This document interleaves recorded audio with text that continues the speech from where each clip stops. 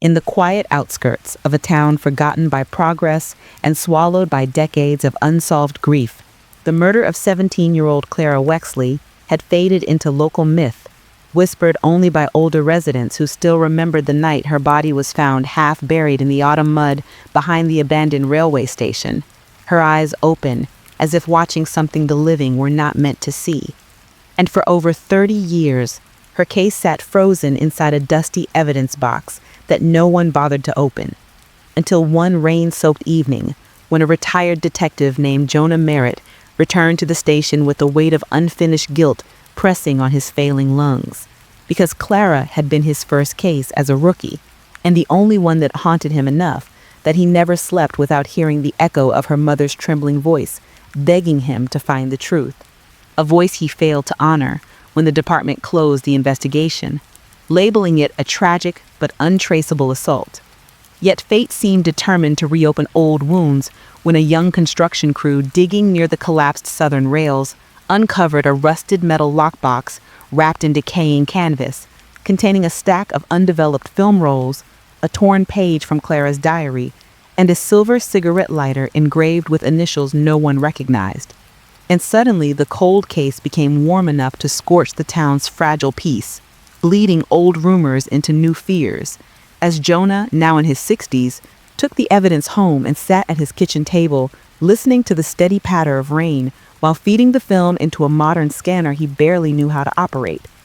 And when the first image materialized, a grainy photograph of Clara standing in front of the derelict water tower with someone's shadow looming behind her, his heart punched against his ribs because the silhouette matched a pose he'd seen before in the file, a witness sketch long dismissed as unreliable. Still he pressed on, scanning the next image, and the next, each revealing more of the same shadow trailing her through various parts of town, from the old library steps to the bridge overlooking the river, until the final photograph appeared, showing Clara terrified, her face partially turned toward the camera, as if she'd realized too late she was being hunted. And behind her the shadow had taken shape. Broad shoulders, a distinctive hat, a sloping posture, and Jonah froze, because he recognized it instantly. It was the same silhouette belonging to Harold Pike, the former police sergeant who handled the case's initial evidence processing before abruptly retiring and leaving town without explanation. A detail the department dismissed as coincidence, but Jonah now understood as a deliberate escape. Trembling, he opened the torn diary page, which read, "He follows me at night. He knows I know something about the girl who vanished last year." And that line sent a cold shiver through Jonah's aging spine, because he remembered another missing teen from the year before Clara's death, a girl named Elise Turner, whose disappearance became overshadowed by budget cuts and bureaucratic indifference. And suddenly everything interlocked like a puzzle that had waited decades for someone patient enough to see the full picture. Fueled by dread, Jonah began calling old colleagues, pulling records, cross-checking timelines, and constructing a pattern of Pike's presence near every unexplained disappearance in the region. And the deeper he dug, the more he realized Clara wasn't just a victim. She had stumbled onto something horrific, something she tried to document through her secret photographs, maybe believing the camera would protect her, or at least leave a trail someone might one day follow. But it hadn't saved her. And now Jonah, hands shaking as he read through forgotten case notes, felt the crushing weight of responsibility because he had been there the night Pike insisted on sealing the evidence box, claiming contamination concerns, when in truth he likely removed whatever linked him to Clara's final moments. Driven by a mixture of rage and redemption, Jonah drove through the storm to Pike's last known address, a decaying farmhouse sitting alone at the edge of Blackwater Road, swallowed by weeds and memories, and pushed open the door to find the interior coated in dust, except for a single path of footprints leading deeper inside, as if someone still lived there or visited often. And when Jonah followed the trail into the basement, he found a room filled with old newspaper clippings, missing persons posters, personal belongings of victims, and an entire wall dedicated to Clara, with her photographs pinned like a grotesque shrine, confirming beyond doubt that Pike had been stalking her long before her death. But just as Jonah stepped back, trying to steady his breath, he heard a faint creak behind him and felt the cold barrel of a gun press against his back, followed by a rasping voice he had hoped never to hear again. "You should have left the past alone, Merritt." And as he slowly turned, rain drumming above like a warning drumbeat, he came face to face with Harold Pike, older, gaunter, but still holding that same unnerving calm in his eyes, who explained in chilling monotone how he had kept the town quiet for decades by eliminating those who asked too many questions, how Clara had been brave but foolish, how Jonah, himself, had been intentionally misled by clerical errors Pike engineered. And now that the truth threatened to resurface, Jonah would join the others in the forgotten graveyard behind the farmhouse.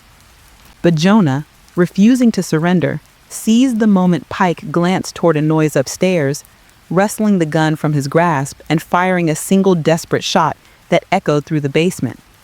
When police later arrived after Jonah's emergency call, they found Pike mortally wounded, but alive long enough to give a full confession, naming victims, locations, and methods, unraveling decades of terror hidden beneath a town that prided itself on safety.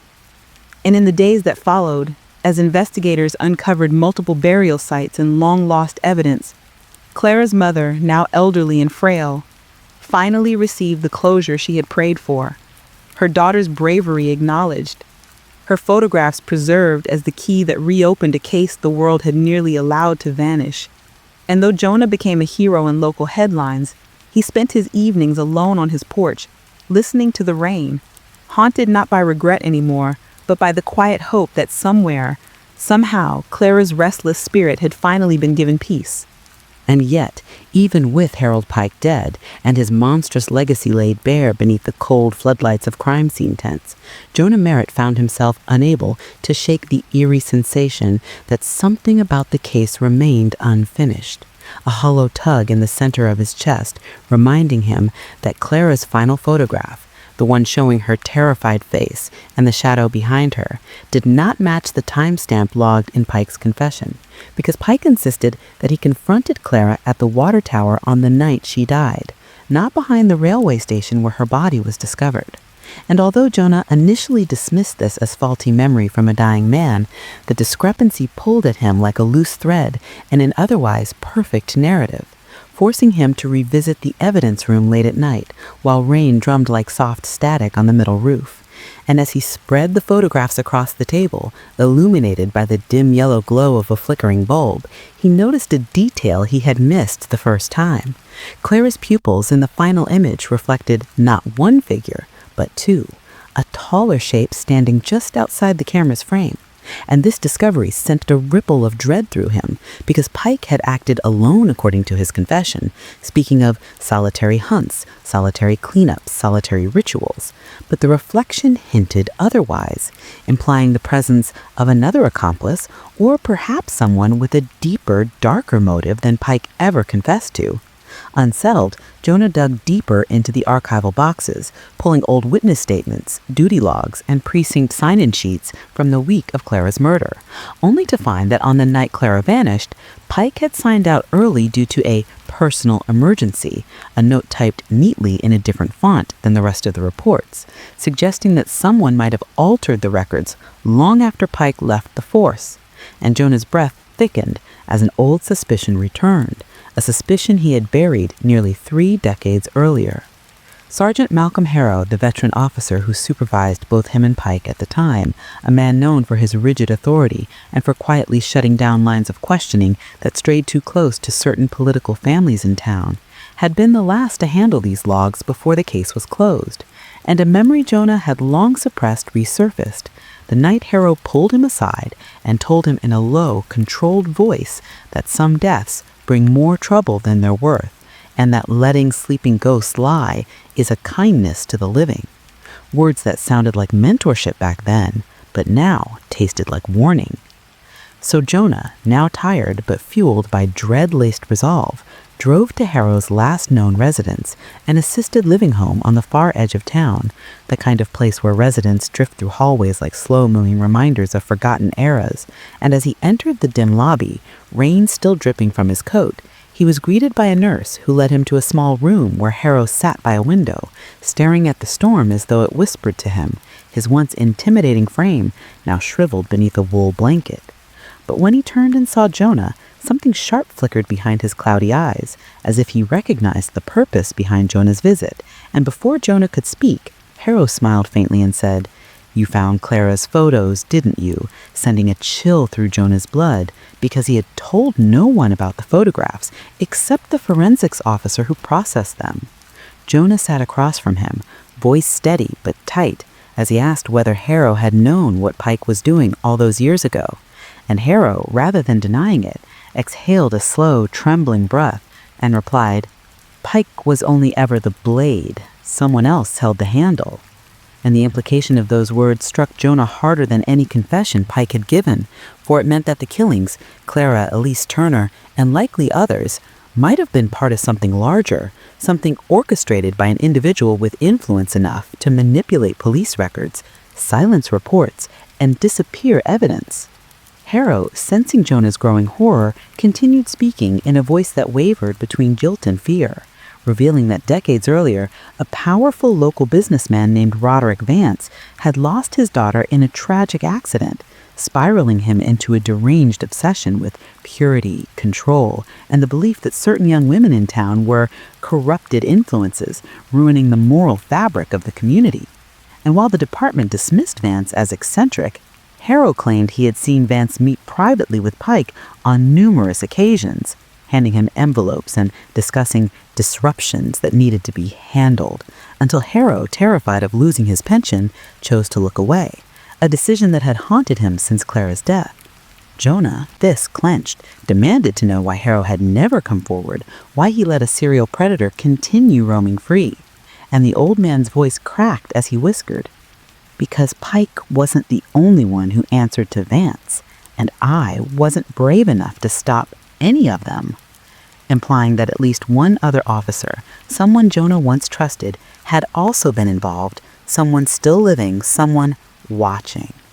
Before Jonah could question him further, Harrow's breathing became shallow, his eyes rolling back as alarms rang and nurses rushed in, and Jonah, stunned and trembling, backed into the hallway where he was suddenly overwhelmed by the realization that he had reopened not just a cold case, but an entire network of buried crimes designed to protect a powerful man whose shadow still lingered over the town like a rot no one wanted to acknowledge.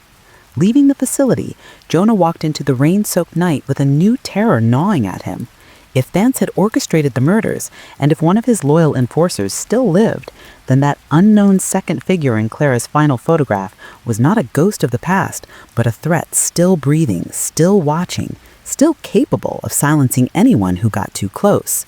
And Jonah now, publicly credited for solving the Pike murders, had just painted a bright red target on his own back, making him the next loose end that someone, somewhere, might wish to tie up.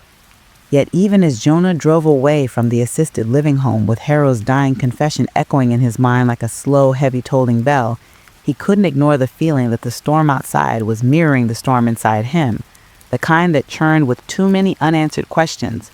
And as the windshield wipers smeared the rain into ghostly streaks, he kept replaying Harrow's final words. Someone else held the handle, because if Vance had truly been the architect behind Pike's crimes, then the second figure in Clara's reflection wasn't just an accomplice, but a living remnant of a decades-old conspiracy. Someone who had slipped through every crack, hidden behind badges and influence, waiting for the one person foolish enough to reopen the past. And Jonah realized with the tightening in his chest that he had already crossed the line he could not retreat from. Still, fear was something he had learned long ago could be weaponized against you if you let it take root. So he forced himself to breathe slow, to anchor his thoughts on the next logical step, finding proof that Vance had manipulated the department, and the only place to start was the Vance estate, a rotting vine-choked mansion on the edge of town that had sat abandoned since Roderick Vance's death 20 years earlier, a place the locals whispered about but never approached, claiming strange noises rose from it at night, and that flashlights flickered or died entirely within its halls, though Jonah had never entertained ghost stories, believing that the living were always more terrifying than the dead. He arrived at the estate just after midnight, parking beneath a gnarled oak tree whose branches clawed at the sky like skeletal fingers. And as he stepped out into the rain-soaked grass, the entire property seemed to exhale a cold, stale breath, the kind that carried the scent of mold and secrets buried under too many years of silence. The mansion loomed ahead, tall windows shattered, porch sagging, ivy gripping the walls like tightening fists, and Jonah, gripping his flashlight, pushed through the rusted iron gate which groaned like a wounded animal, reminding him that he was intruding on a place that had been deliberately sealed off, not merely by time but by intention. Inside, the air was thick with dust and damp wood decay, but beneath it lingered a faint metallic tang that made Jonah's instincts prick, an odor reminiscent of old blood, rust, or something equally unpleasant. And his beam of light cut through the darkness to reveal furniture shrouded in white sheets, as if the house itself were trying to hide its own memories. But what caught his eye was the wall of Vance's old study, where dozens of photographs hung crookedly, their glass cracked, their edges curled, showing young women from decades past, many of them matching the descriptions of girls who had vanished during Pike's active years. And although their disappearances had been labeled runaway cases, Jonah now realized that these portraits were not mementos but trophies, arranged meticulously, each with dates etched in neat handwriting at the bottom. Then, as Jonah stepped closer, something shifted in the shadows at the far end of the room, a faint shuffle, like a foot dragging across loose floorboards, and a chill crawled up his spine as he swung the flashlight, half expecting to find a raccoon or collapsing wood. But instead, the beam landed on a narrow doorway leading to the basement, slightly ajar as though someone had passed through recently. And the knowledge that this house, supposedly abandoned, was not as empty as it should have been, tightened a band of dread around his ribs. Jonah descended the stairs slowly, each step groaning beneath his weight, and the deeper he went, the colder the air became, until it felt like he had stepped into a different world entirely, one preserved in shadows untouched by time. And when he reached the bottom, his breath caught as he discovered a subterranean room lined with filing cabinets, old police boxes, and metal shelves stacked with binders, the exact binders that were reported lost during the original investigation, proving that someone had hidden critical evidence rather than misplacing it. And Jonah's hand shook as he opened the nearest binder, finding transcripts of interviews that were never submitted, signed confessions from frightened witnesses who later recanted under pressure, and even photographs of officers meeting privately with Vance in undisclosed locations, each time-stamped, each implicating the department in a web of corruption far greater than Jonah had imagined. And then among the papers and notes, Jonah found another document that made his blood run cold, a heavy paper bound in a thick leather cover, mostly filled with handwritten notes in Vance's tight script, detailing a plan to groom Pike and another unnamed officer, identified only by the initials PM, to carry out corrective measures when necessary. And the initials slammed into Jonah like a punch, because only one officer from the old department had those initials, Peter McKellen, Jonah's former partner, the man he had trusted more than anyone, the man who had retired early after Claire's case was closed and moved into a secluded cabin outside town. Jonah felt his throat tighten as decades-old memories resurfaced. McKellen's odd disappearances during night shifts, his habit of showing up unexpectedly at crime scenes before dispatch radioed the call, and the night Claire vanished, how McKellen insisted Jonah stay home due to mandatory rest, only to claim he had driven around aimlessly the entire night to clear his head. Excuses Jonah had believed at the time because partners trusted each other. Yet now every detail sharpened into a grotesque new shape, and Jonah realized with horrifying clarity that the second figure in Claire's reflection wasn't some unknown accomplice, but the man who had once been like a brother to him. Heart pounding, Jonah snapped photographs of the evidence with shaking hands, knowing that exposing McKellen would be dangerous. But as he turned to leave, the basement light flickered, then died, plunging him into darkness, and he froze, hearing slow, deliberate footsteps descending from above, footsteps far too controlled to belong to an animal or vagrant, footsteps belonging to someone who knew he would eventually come here, someone who had been waiting. Jonah's pulse hammered so violently that he felt it in his teeth as he pressed himself against the cold concrete wall of the basement, the darkness thick enough to swallow his outline, his breath shallow as he listened to each descending step, measured, patient, confident, like the rhythm of a man who believed he had already won. The air grew heavier as the figure reached the bottom of the stairs, and Jonah smelled something familiar in the pitch-black room, old aftershave, the kind worn by men who never changed brands even as decades passed. And then a low voice broke the silence, a voice Jonah instantly recognized even though he hadn't heard it in nearly 20 years. "You always were a terrible liar, Jonah." The words drifted through the darkness like smoke, wrapping around him, and Jonah squeezed his flashlight in his hand, though he dared not turn it on.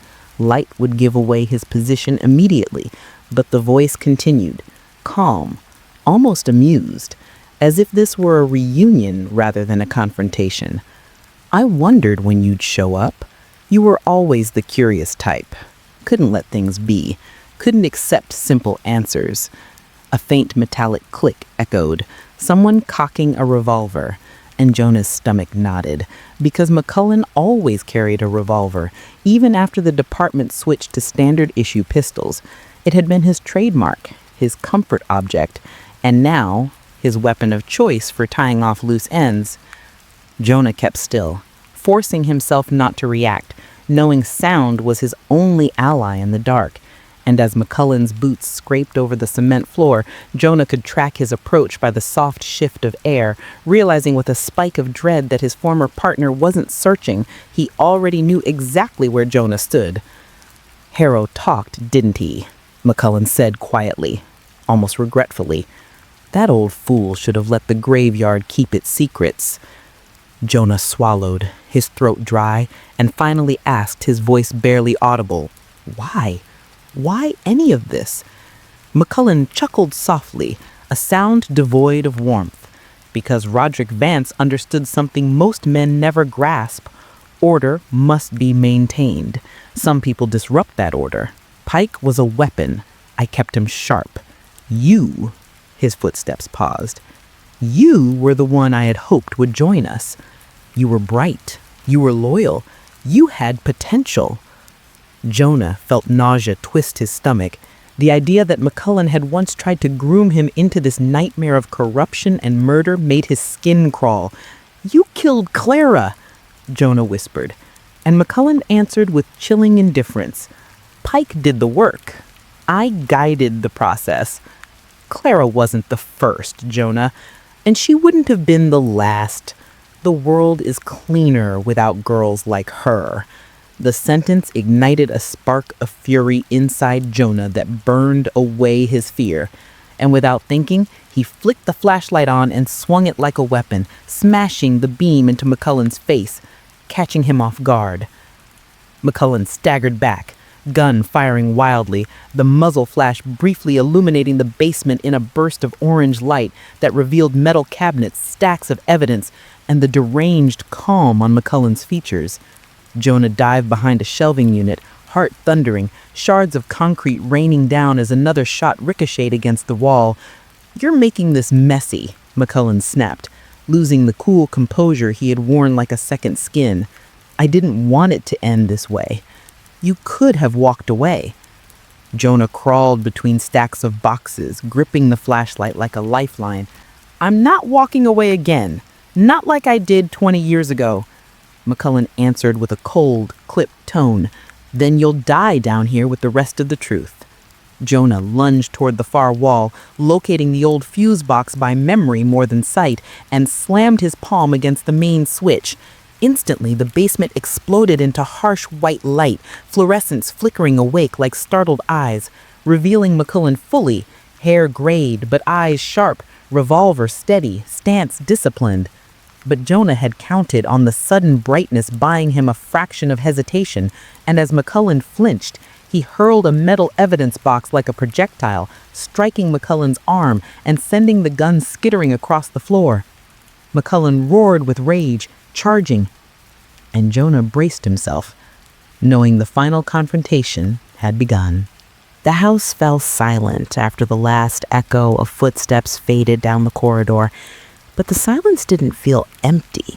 It felt aware, like something was listening from behind the walls, waiting for the next move.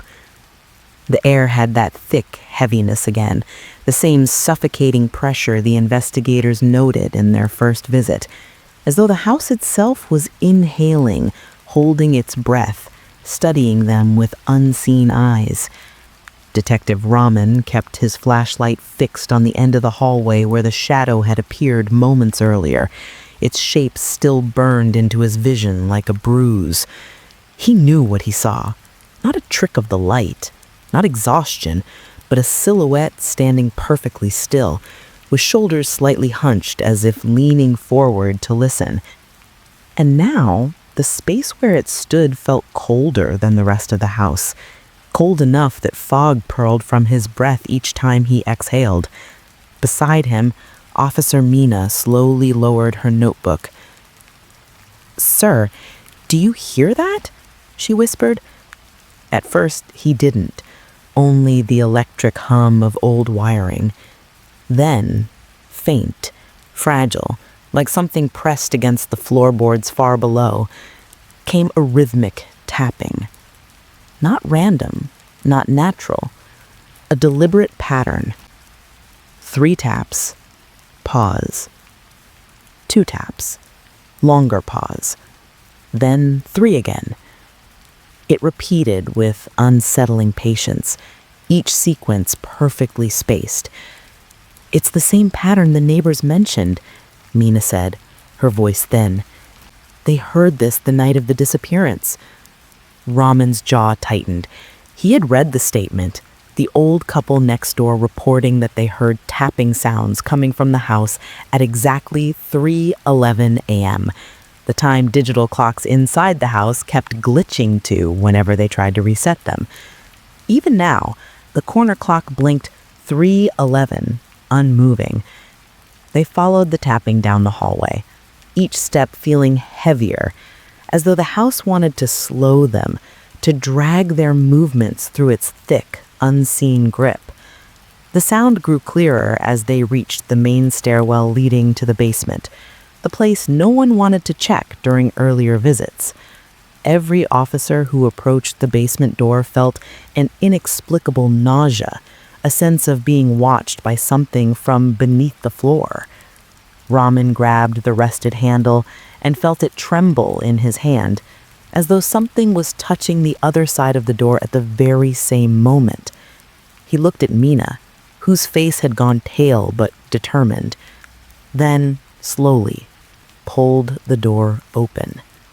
The basement air rolled out like a cold wave, carrying with it the smell of damp concrete and old metal, and something else, something faintly sweet, like wilted flowers left too long in a sealed room.